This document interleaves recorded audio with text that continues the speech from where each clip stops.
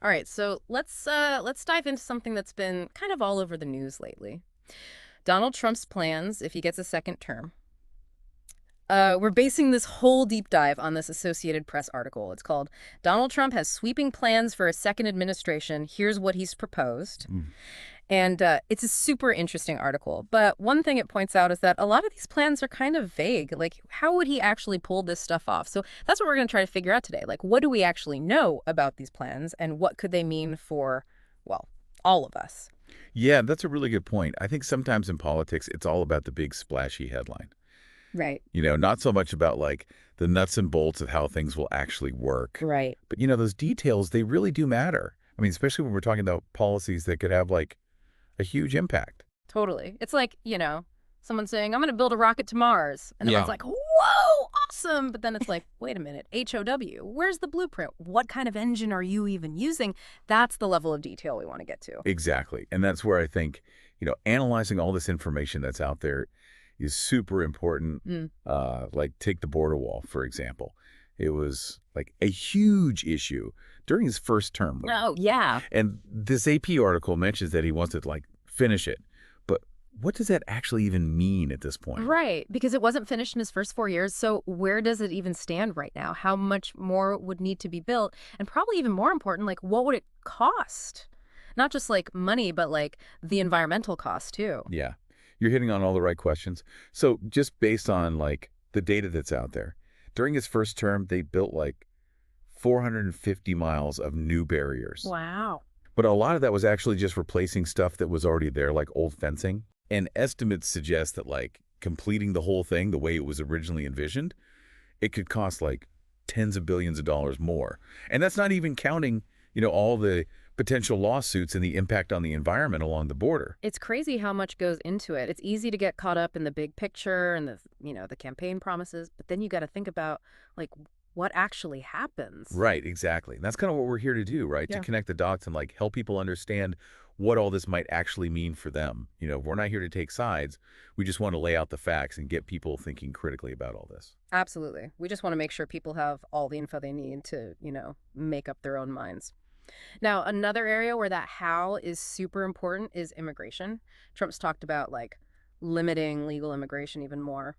But without any specifics, it's really hard to understand what the consequences could be. Yeah, and the AP article really highlights that lack of clarity. Like, he hasn't actually said which categories of legal immigration would be most affected. Hmm. Would it be mostly like families ahead migration? Or would it also impact, visas for skilled workers? It's hard to say. And all that ambiguity is making people wonder, like, how's this going to affect my job, my Yeah. industry, my family even? It's kind of like telling someone you're making a big change to their favorite recipe, but you don't tell them which ingredients you're swapping out. Uh-huh. Yeah. They'd be kind of nervous to try it, right? Absolutely. And that uncertainty, that's one of the big takeaways from the AP's reporting. They're a very well-respected news organization. They're known for being, fact-based. Right. So their analysis really carries a lot of weight. They're not just throwing opinions around. They're pointing out where we need more information. And that's something we should all keep in mind when we're reading the news. It's so easy to just get caught up in the headlines. But sometimes the really important stuff is missing. Yeah, it's all about training ourselves to ask, okay, but HOW. Mm. That one simple question can lead to like some really insightful discoveries. And it can help us form, more informed opinions. So you're saying we shouldn't just take things at face value, even if they sound good at first. Exactly. Especially when it comes to complicated issues like immigration policy. Mm. That's where the details really matter. They can have a huge impact on people's lives. Okay, so we're starting to see a pattern here. Big announcements on these big, important issues, but not a lot of specifics on how it would all actually work. So let's move on to another area that affects pretty much everyone: trade. Trump's talked a lot about renegotiating trade deals, but again, the AP article says the details are kind of scarce. Yeah, and trade deals are like incredibly complicated. If you change one little thing, it can have a ripple effect across the whole economy. Yeah. Like it could affect the prices you see at the grocery store, or even like what jobs are available where you live. Right. It's not just numbers on a page. Right. It's about how those changes actually affect people in their everyday lives. Absolutely. So for instance, one of Trump's proposals is about like shifting the focus to bilateral trade deals, which basically means like one-on-one agreements with individual countries instead of the multilateral agreements we have now with, groups of countries. And what would that mean for the average person? Well, think about it this way. So many of the things we use every day, they're part of these global supply chains. It's really complicated. Right. So if we shift to mostly bilateral deals, it could change where those products come from, how much they cost, even just if we can get them at all.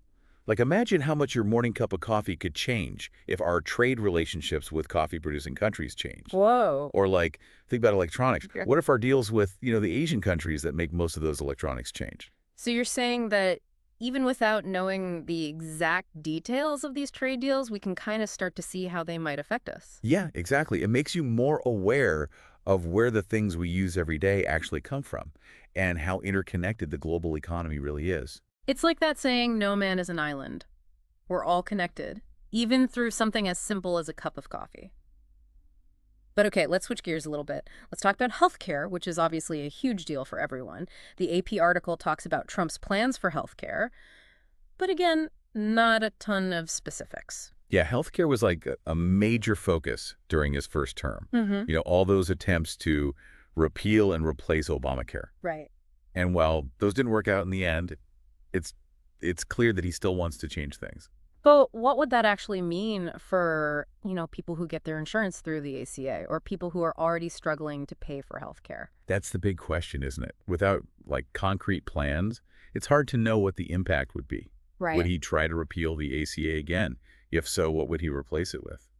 And how would any of those changes affect coverage for pre-existing conditions? That's something a lot of people rely on.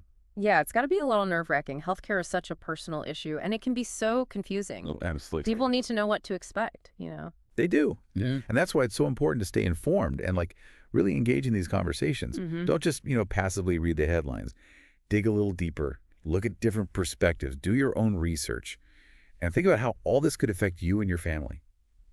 Okay, so speaking of digging deeper, let's talk about education. Trump has mentioned some changes he wants to make, but the details are, again, pretty thin. Yeah, the AP article mentions school choice. Mm. But it doesn't say what that would actually look like. Right. Would he try to expand charter schools? Or maybe provide vouchers for private schools? And how would all that affect funding for public schools? And what about kids from different backgrounds? Would everyone have access to a good education? Exactly. Yeah. Those are huge questions, and the answers could really change things. And again, without those details, it's hard to know what the impact would be. Right. It's hard to say what the pros and cons would be. And it's important to remember, this isn't just about, abstract ideas. No. It's about kids, about their future. It's about the future of the country. It's about investing in the next generation. And those decisions should be made carefully, with everyone knowing what's going on. I think the big takeaway here is that we need to be proactive. We can't just sit back and wait for information to come to us. Right. We need to ask our leaders for more clarity, ask tough questions, and hold them accountable for their promises. It's like, being part of the conversation, not just listening to it. Exactly. You got to ask questions, challenge assumptions, speak up. Now, here's another interesting thing the AP article points out. A lot of Trump's proposals, they seem to be extensions of what he did in his first term. Oh, interesting. So basically, more of the same, even on the issues that, caused a lot of controversy. It seems that way. Mm-hmm. Now, whether that means he truly believes in his approach, or if it means he's not willing to compromise, that's up for debate. I guess so. But it's definitely something to think about. Yeah, it makes you wonder, would his second term be more of the same, or would he change his approach? We'll have to wait and see. But it's a good reminder that elections really do matter. Yeah. The decisions we make as voters have real consequences. Okay.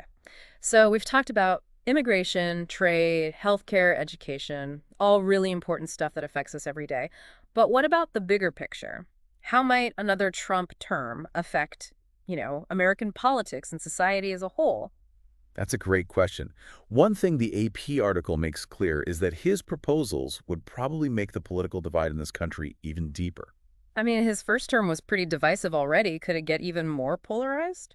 It's definitely possible. His policies tend to make people on both sides feel very strongly. Right. And with social media making everything so much more intense, it's easy to imagine things getting, even more heated. Like turning up the volume on an already loud argument? But what does that mean for our ability to actually, like, govern? Can a country that's so divided really solve any problems?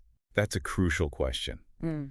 because so many of the big challenges we face, like climate change, economic inequality, healthcare, those all require us to work together. Right. If we can't even talk to each other, how are we going to find solutions? So it's not just about disagreeing on policies. It's about losing our ability to even have a conversation. Exactly. And that affects everything. And that's why it's so important to have those thoughtful, respectful conversations. Even when we disagree, Yeah. we need to listen to each other, try to find common ground. Remember that we're all in this together, even if we don't always agree. Yeah, that's a tough one. It feels like everything is so intense these days.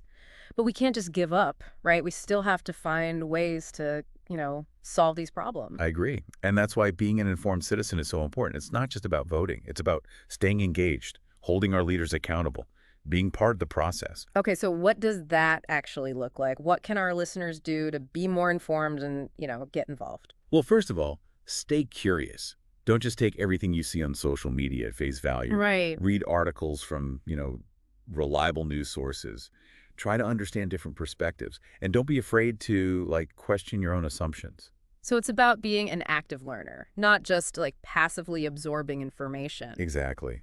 And there are so many resources out there to help you understand all this stuff. Oh, yeah. Yeah, like fact-checking websites, nonpartisan think tanks, Oh. even just, talking to people who have different views than you. Right. It can really help you see the bigger picture. It's like building a toolkit for like critical thinking so Exactly. you can make better decisions. And don't forget, you have a voice too. Mm. You can contact your elected officials, go to town hall meetings, get involved with local organizations, let people know what you care about. It's about realizing that we're not just, watching all this happen. We can actually do something. Absolutely. Now remember, that AP article we talked about, it's a good starting point, but it's just one piece of the puzzle. Right. I really encourage you to do your own research. Read different perspectives, come to your own conclusions. So as we wrap up this deep dive into Trump's plans for a second term, I think the main takeaway is this. It's not just about knowing what he wants to do, but understanding how he would actually do it. And regardless of how you feel about his policies, it's important to understand that they could have a big impact on all of us and on the future of the country. So it's more important than ever to stay informed, think critically, and get involved. Because at the end of the day, we're the ones who decide what direction this country goes in. So as you continue to learn about all this, ask yourself, how do these proposals line up with what you believe in? What other information do you need to make a decision? Thanks for joining us on this deep dive. We hope you learned something new and had some things to think about. Until next time, stay curious and keep exploring.